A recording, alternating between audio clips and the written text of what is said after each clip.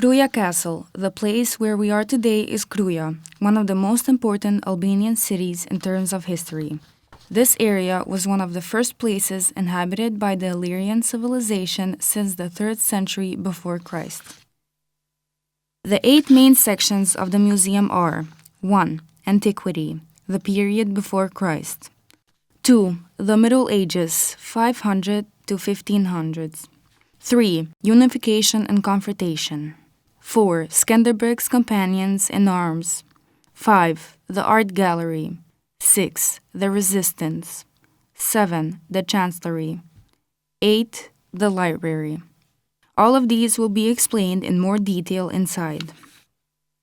At the entrance of the museum, we can see a work that has elements from the history of Skanderbeg and his battles during the 15th century. It was opened on November 1st, 1982, and the architects of the museum are Pranvera Hoxha and Piro Vaso. The reason why the museum was opened inside the Kruja Castle was because of the cultural and historical values this castle holds during the Ottoman Empire's occupation. In this room, we have displayed various Illyrian motif objects such as weapons, coins, and ceramic vases that date back to 4,000 years. All these items found here are archaeological discoveries from a village near Kruja called Skerlesh, where the ruins of the ancient city of Albanopolis were also discovered. From the name itself, one can understand our Illyrian origin.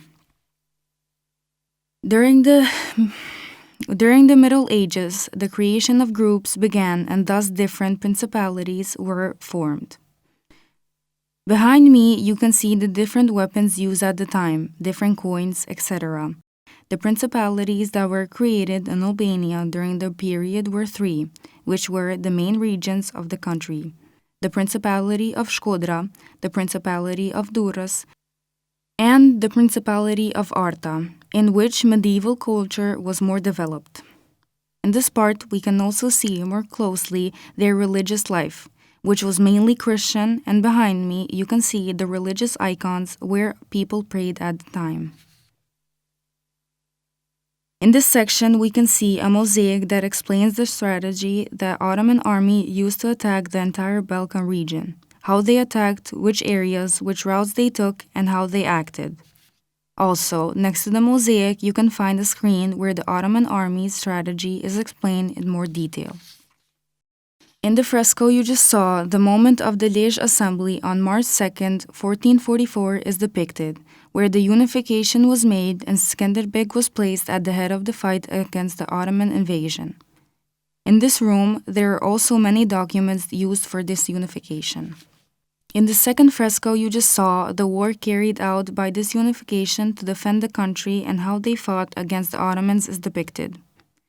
You can also see Skanderbeg's sword and helmet, which are replicas since the originals are in Austria. The last fresco, and one of the most important, shows the final moments of Skanderbeg's life after many battles when old age overcame him and he died. On the other side of the fresco, we can also see Kruja Castle, connected with the scene showing the castle during the time of his death. Who were Skanderbeg's companions in arms? The ones who helped him stand against the enemy army: Zerz Araniti, leader of the uprisings; Vrana Conti, commander of Kruja Castle; Mamica Castrioti, the hero's sister, who was commander of Petrella Castle near Tirana; Tanush Topia, commander of Kruja Castle; Lek Dukadzini, who took the lead after Skanderbeg's death, taking his place. All of these people played an important role in helping our hero. This is the art gallery room. Here are documented various portraits made in honor of the hero by different painters. This shows the importance of this figure. Here we are in the resistance room, where the chronological continuation of history after Skanderbeg's death is shown. It began with Lek Dukadzini, who, after trying to fight, could not succeed and Shkodra was conquered. Later, the hero's own son tried, and then his nephew, but without success. However, the loss did not mean the end of the struggle for freedom. In the Chancellery, we understand how Skanderbeg was also a great diplomat. In this room, we can see the documentation used to make alliances that the hero himself formed with different states to aid the fight against the Ottoman Empire. In the library, we can see many different books.